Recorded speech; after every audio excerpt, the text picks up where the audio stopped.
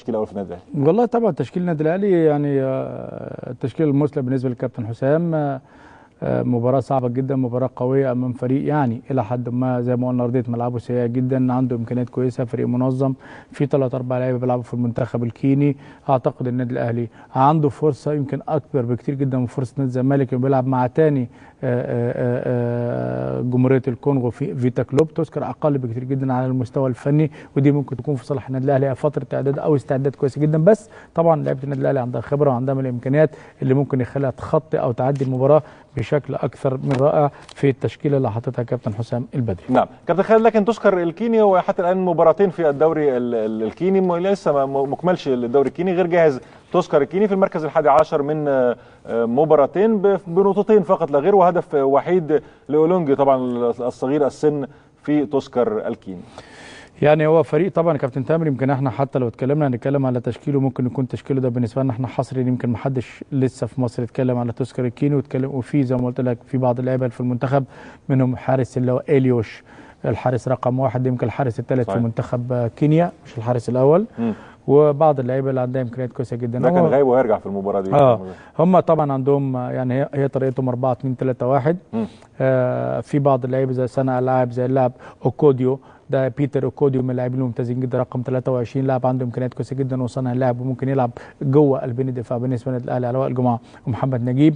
عندهم لاعب اسمه ريبير اومانوك رقم 17، ده لاعب ارتكاز ثاني او الثالث، ممكن يكون برده من اللاعبين صناع اللعب او ممكن يلعب على الطرف اليمين حسب برده ما هو يطلب منه المدرب بتاعهم.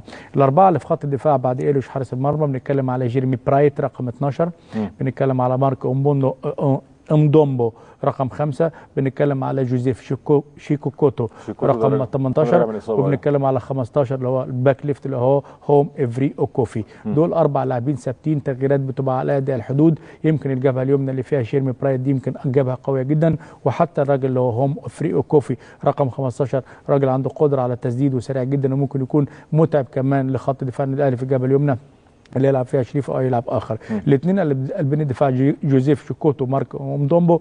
مارك يمكن هو الوحيد اللي في المنتخب، هي النقطه السلبيه اللي موجوده عندهم هي الكرات العاليه، الكرات العكسيه كمان او التغطيه العكسيه، بالاضافه طبعا ورا الطرف اللي هو هوم فريو كوفي رقم 15، دي ممكن تكون حته سلبيه.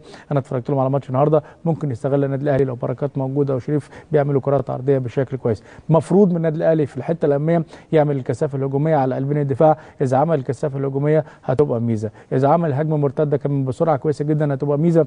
ولكن من كلام الكابتن حسام البدري حته الملعب ممكن ما تساعدش على الهجمه المرتده.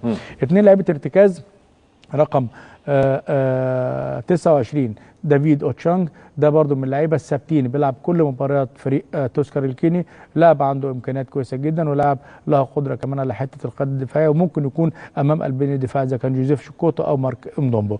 رقم 27 دافيد برضو من اللاعبين الارتكاز، انا بيلعب ب2 ارتكاز ثابتين وبيلعب ب3 ابو مصنعين. في لعيبه عندهم اللي هو جيمس ويري ده رقم 14، ده لعيب بيستخدم كراس حربه ثاني ووسط ايسر، يستخدم كراس حربه ثاني، عنده قدم يسرى كويسه جدا وممكن يبقى راس حربه اذا ما لعبش مايكل اولونجا اللي انت ذكرته، لاعب صغير السن، لاعب عنده امكانيات عاليه جدا.